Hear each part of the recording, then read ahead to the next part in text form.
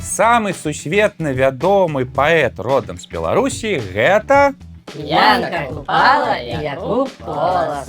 Купала і Колас это ўсё-такі два розных чалавекі. Я не пра іх гаварыў, бо гэтыя паэты, гэта нашы ўнутраныя прарокі. Яны аддалі свой талент, каб гаварыць з простым беларускім народам. А вось праславіўся за мяжой, стаў сусветна вядомым зусім іншы паэт, звалі якога Бернард. Бернард?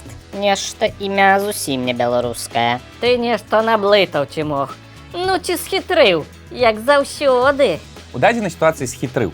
Гаварыць будзем сёння пра нашага выбітнага класіка Адама Міцкевіча, чыё поўнае імя было Адам Бернард Міцкевіч. Дык ён жа паляк.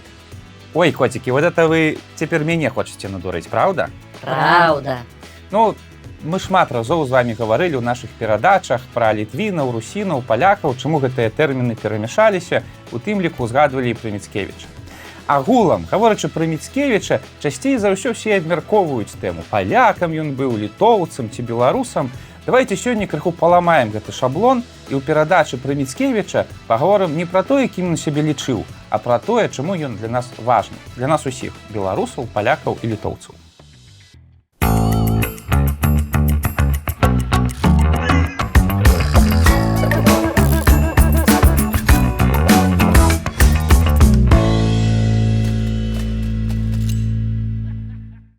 Нараджэнне і дзяцінства Адама Міцкевіча поўніцца прыгожымі міфамі, як гэта і павінна быць з паэтам эпохі рамантызму.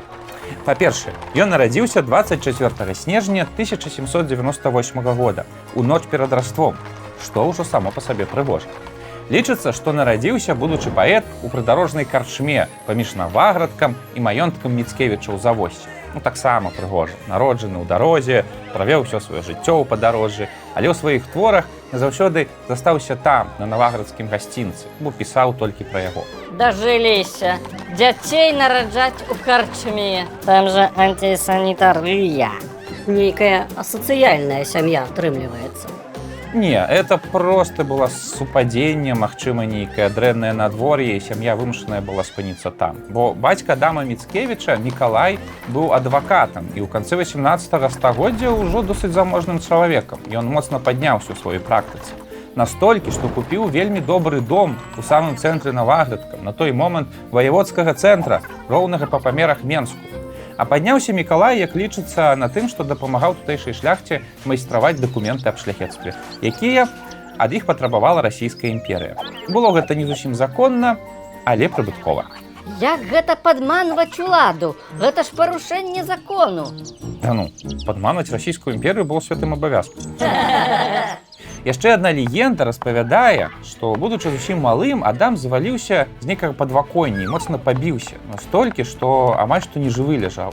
Маці кінулася з сынам у фарны касцёл наваградскі, які стаіць пад гарадзішчам, і там моцна малілася перад абразам Божай маці аб выратаванні сына. І хлопчык ачуняў. От люблю я гэтую даўнейшую медыцыну. Выгадна, эфектыўна і ў пешай дасяжнасці. Ну, цуды не заплануеш, але яны часам здараюцца. У школу Міцкевіч хадзіў да манаху-дамініканцаў, чый кляштар і касцёл захаваўся да нашых дзён на цэнтральнай плошчы горада. З таго перыяду маем таксама вельмі прыгожую гісторыю. Калі Адаму было 11 гадоў, то ў Наваградку здарыўся моцны пажар, які знішчыў шмат будынкаў. Узрушаны хлопчык напісаў вялікі верш з гэтай нагоды, цэлую оду, і паказаў яго свайму настаўніку-манаху. А той загадаў адлупцаваць будучага паэта. Верш быў настолькі добра складзены, што настаўнік не паверыў у аўтарства Міцкевіча і палічыў, што хлопчык яго дзесьці скраў. Такія педагагічныя метады я таксама шаную. Ну, быў час, былі метады. У 1815 годзе Міцкевіч едзе вучыцца ў Віленскі універсітэт, дзе становіцца удзельнікам студэнцкага руху філаматаў і філарэтаў. А гэта яшчэ хто? Што за чудзікі? Якія чудзікі? Это вельмі важная з'ява ў нашай гісторыі.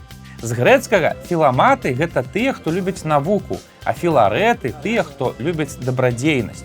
Удзельнікі гэтых аб'яднанняў збіраліся на таемныя сустрэчы, ладзілі паэтычныя выступы, лекцыі, абмяркоўвалі актуальныя падзеі і пілі малако. Малако? А яны мне ўжо падабаюцца. Не, ну яны былі студэнтамі, відавочна пілі розныя. Але менавіта на сустрэчах таварыства пілі малако. Сімвалізм такі. Пасля сканчэння універсітэта Міцкевіч паехаў працаваць настаўнікам у Коўна на 2 гады, адкуль перыядычна наязджаў да сяброў у Вільню, сваю родную Наваградчыну. З гэтым перыядам звязана яшчэ адна вельмі важная гісторыя пра будучага паэта, якая таксама моцна абросла легендай. Падчас вакацый малады Адам пазнаёміўся на Наваградчыне з Марыляй Верашчакай, маладой эмансіпаванай паненкай, сястрой Адамавых сяброў. Верашчака? Якое ж смачнае прозвішча, мням-мням. А што за Эмансіпаваная. Это значыцца свабодная ад чужога меркавання. Марыля насіла кароткую стрыжку, паліла і такім чынам паказвала сваю свабоду ў тагачасным вельмі патрыархальным грамадстве. І далей у гэтай гісторыі, як у прыгожых рамантычных кнігах. Маладыя закахаліся, шмат гулялі па наваградскіх лясах, накручвалі кіламетраж вакол возера Свіцязь. Міцкевіч, натхнёны пачуццямі, пачаў пісаць неверагодна прыгожыя вершы і чытаць іх Марылі, а аднойчы папрасіў яе рукі і сэрца. Але, як гэта і мусіць быць у рамантычных гісторыях, Марыля была ўжо заручаная з багатым сябрам сям'і, і сям'я выбрала багатага. Міцкевіч у роспачы пачаў пісаць яшчэ больш пранікнёныя вершы, якія і зрабілі яго класікам. Калі вы хоць крыху цікавіцеся гісторыяй Беларусі, то дакладна чулі гэту гісторыю. Але сучасныя даследчыкі крыху падпраўляюць гэтую гісторыю. У Адама Міцкевіча былі і іншыя гісторыі кахання, напрыклад, у Коўна. У Марылі ён нічога не прасіў, ні рукі і ні сэрца. Усё гэта дапісана ўжо пазней. І агулам, уся эта рамантычнасць у Міцкевіча з'явілася не толькі ад сустрэч з жанчынамі, але і ад агульнай культурнай сітуацыі ў Еўропе. Не мне, рэчка моя родоводная, дзе тыя воды, што браў я ў маленстве ў далоні, па якіх потым плыў у самотным палодне, сэрца ахаладзіць, што зайшлося ў нудзе. Тень красы тут лаура сачыла ў вадзе, валасы заплятала і уквечвала скроні, вобраз вабны яе, у срэбных хвалях на ўлонні я слязамі у запале муціў у жудзе. Радаводная рэчка моя, дзе твае маладыя крыніцы, што білі няспынна, дзе нявінных гадоў навіна і правіна. Дзе бунтоўнасць, якой мне цяпер не стае, дзе лаура моя, дзе былая сябрына, знікла ўсё, што ж не высохлі слёзы мае. Тимох, а што там за іншая гісторыя кахання? Вось не раскажу, маленькі вы яшчэ. Давайте вернемся да рамантызму. Па Еўропе ў пачатку 19 стагоддзя пачаў хадзіць прывід гэтага самага рамантызму, які заменіў сабой эстэтыку класіцызму. Это малады настаўнік з Наваградка Адам Міцкевіч першы злавіў і апублічыў гэты новы дух прыгоды, таямнічасці і старажытнасці, які нёс з сабой рамантызм. Натхнёны еўрапейскай літаратурай, ён пачаў пісаць вершы, заснаваныя на народных легендах, напоўненыя сімвалізмам, лірыкай. Карацей, рабіць такія рэчы, якія раней у польскамоўнай літаратуры ў 18 стагоддзі сабе ніхто не дазваляў. То бок пісаў нейкія слязлівыя вершы і герой праз гэта? Так, вот тут важны момант, засяродзьцеся. Чаму Адам Міцкевіч важны для нас, сучасных беларусаў? Ёсць пра што з палякамі паспрачацца пры піве. А вось і не, гэта тое, што нас з палякамі аб'ядноўвае. Калі каротка. Адам Міцкевіч стаў першым паэтам новай эпохі рамантызму на нашых землях. А эпоха рамантызму гэта што? Гэта эпоха нараджэння нацый, бо гэта час, калі вышэйшыя слаі грамадства зацікавіліся ніжэйшымі. І Міцкевіч той чалавек, які першы пачаў услаўляць народныя легенды і такім чынам абуджаць цікавасць да простага народу. Ён стварыў грунт для нараджэння тутэйшых нацый і літоўскай, і беларускай, і польскай. А вось што важна для нас, для беларусаў, гэта тое, што абсалютную большасць сваіх твораў Адам Міцкевіч пісаў якраз пра Наваградчыну, пра яе замкі, пагоркі, паданні, легенды. Па сутнасці ён стварыў цэлую паэтычную энцыклапедыю Наваградчыны. Напэўна, ні адна зямля ў свеце не мае такой высакароднай, прыгожай энцыклапедыі. І гэта вельмі каштоўна. Калі навагрудскія убачыш прасторы, Ракітнік разгалісты, нізкі, коня супыні трррр, ля плужынскага бору, каб глянуць на возера зблізку. Гушчар лесу пахне чаборам і мёдам, жывіцы настоем смалістым. Там возера свіцясь, як шыбіна люду, ляжыць паміж дрэваў цяністых. Калі пад'язджаеш начною парою і станеш да возера тварам, мігцяць зоркі ў небе, мігцяць над табою, мігціць там і месяцаў пара. Дарэчы, а вы бывалі на Наваграчыне? Там Такія краявіды, там такія гарадзішчы. Што вы здзекуецеся? Ну, падабаюцца мне гарадзішчы. Агулам падабаюцца, а на Наваграчы яны проста шыкоўныя. Вельмі раю наведаць, калі вы там яшчэ не бывалі. У 1822 годзе Міцкевіч выдаў свой першы зборнік вершаў. У 23-м другі і адразу стаў суперзоркай не толькі на Віленшчыне, але і ва ўсёй Рэчы Паспалітай. Пачала ўзыходзіць зорка паэта Міцкевіча. Але ў 1823 годзе віленскі губернатар Навасільцаў, відаць, вырашыў дадаць паэтычнай матывацыі паэта. Ён арганізаваў судовую справу супраць таварыства філаматаў і філарэтаў, пра якіх мы ўзгадвалі раней, каб знішчыць гэты свабодалюбівы рух. Ну і Міцкевіч атрымаў разам з усімі. Праседзеў некалькі месяцаў у затачэнні, пабываў на судовых паседжаннях, але па выніку адносна лёгка выкруціўся. Яму проста забаранілі жыць на радзіме. Аднойчы гэта забарона стане для Міцкевіча трагедыяй, але тады малады чалавек проста паехаў падарожнічаць па Расіі. Бываў у Піцеры, у Маскве, у Крыму, дзе напісаў цэлы цыкл санетаў. У гэты час пазнаёміўся з расійскім бамондам, сярод якіх быў Александр Пушкін. Два маладыя паэты вельмі хутка знайшлі агульную мову. Ну, Пушкін тады быў зоркай ліберальнай супольнасці Расіі, Міцкевіч са сланым геніем. Яны цудоўна бавілі час, радуючы петербургскія салоны сваімі імправізацыямі. Ды як можна сябраваць з Пушкіным? Ён жа паэт акупантаў.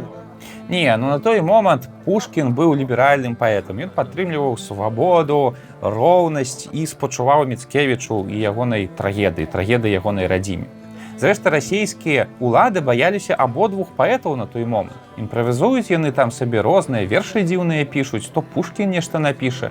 То вось Міцкевіч взяў і напісаў у той перыяд паэму «Конрад Валенрод». А яна пра змаганне, патрыятызм і ўсё такое небяспечна. У Петербургу пачалі думаць, што рабіць з вальнадумцамі. Адчуваючы пагрозу, Міцкевіч вырашыў знікнуць і з'ехаў за мяжу.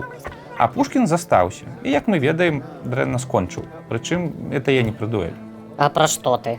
Ды імперцам ён стаў, вось пра што. Так і ёсць. А вось Міцкевіч, як высветлілася, з'ехаў назаўсёды. Ён жыў у розных краінах, Швейцарыі, Германіі, але па выніку асеў у Францыі, дзе дапісаў і выдаў свой асноўны твор – паэму «Пан Тадэвуш». «Пан Тадэвуш» – гэта твор, які вам дакладна трэба прачытаць. Нам? Ну, не толькі вам, усім беларусам. А палякам? Слухайце, палякі яго чытаюць, не перажывайце. Бо ён пра старадаўнюю Беларусь, пра Літву, пра вот эту страчаную Літву. Падзеі паэмы адбываюцца ў 1811 годзе, напярэдадні прыхода напалеонаўскіх войскаў, і апісваюць побыт, звычкі, чаканні і настроі наваградскай шляхты таго часу. Той шляхты, якая была спадчыніцай Вялікага княства Літоўскага і якая ў хуткім часе мусіла сысці ў нябыт. І вось тут другая важная заслуга Міцкевіча перад нашай гісторыяй. У сваіх ранніх творах ён уславіў раннюю гісторыю Літвы. Шмат дзе прыдуманую, але гераічную і рамантычную. Ну, можна сказаць, Літву міндоўга. А ў паэме «Пан Тадэвуш» ён паказаў згасанне той Літвы, цэлай цывілізацыі, якая развівалася на нашых землях 500 гадоў. Міцкевіч нібыта закальцаваў гісторыю сваёй радзімы на роднай Наваградчыне і зрабіў гэта неверагодна таленавіта. За гэта мы яго і цэнім. Цімох, ну ты тут і закальцаваў, канешне. Ну, прыгожая гісторыя. Літва, ты як здароўе ў нас, моя айчына, што варта ты ацэніць той належным чынам, хто цябе ўтраціў. Вось красу тваю жывую зноў бачу і апісваю, бо скрозь сумую. Святая Дева, што бароніш Чэнстахову, і ў вострай браме свеціш, што ўзяла ў ахову наш слаўны навагрудак з добрым, верным людам, як мне жыццё ў дзяцінстве ты вярнула цудам. Калі ў адчаі маці пад тваю апеку мяне здала, і мёртвым я ўзняў павека. І зразу змог пайсці к тваіх святынь парогу, завернутыя сілы даць падзяку Богу. Ты цудам зноў нас вернеш на айчыны ўлонне. Тым часам пераносць дух сумны мой сягоння у край лясных узгоркаў і лугоў духмяных, шырока над блакітным нёмнам разасланых, да каляровых ніў, дзе жыта серабрыцца і залачоная калышацца пшаніца, дзе грэчка быццам снег, свірэпка, як бурштыны, і дзяцельнік гарыць румянцамі дзяўчыны. А на мяжы, што стужкай абвіла палеткі, маўкліва грушы ціхія паселі зрэдку. А вось для самога Міцкевіча пан Тадэвуш стаўся завяршэннем ягонай паэтычнай кар'еры. Пасля сканчэння паэмы ён чытаў лекцыі, выкладаў, ажаніўся, займеў вялікую сям'ю, але больш не пісаў. Ага, ну і займаўся палітыкай, калі мог. Удзельнічаў у розных эмігранцкіх сустрэчах, клубах, дапамагаў арганізоўваць польскія легіёны падчас рэвалюцыі 1848 года. Зрэшты, у палітычных справах ён і памёр. Я заўсёды кажу, палітыка шкодзіць здароўю. Это факт. У 1855 годзе ён паехаў у Канстанцінопаль, каб там арганізаваць польскія легіёны для змагання з Расіяй у Крымскай вайне. І там, на чужой зямлі, нечакана памёр. Ягонае цела было перавезенае спачатку ў Парыж, а пасля ў Кракаў, дзе пахаванае на Вавелі. Сам паэт, напэўна, выбраў бы родны наваградак для пахавання, але, з іншага боку, магчыма, статус ягоны сапраўды патрабуе пахавання сярод каралёў. Міцкевіч – гэта чалавек, які гучна абвесціў пра пачатак эпохі нараджэння нацый на нашых землях. А яшчэ чалавек, які напісаў паэтычную біблію нашай радзімы, якую ён, як сапраўдны прарок, называў па-рознаму – Літвой, Польшчай, славянскай зямлёй, Наваградчынай. І думаецца, што калі б пражыў гадоў на 30 больш, то дакладна назваў бы Беларуссю.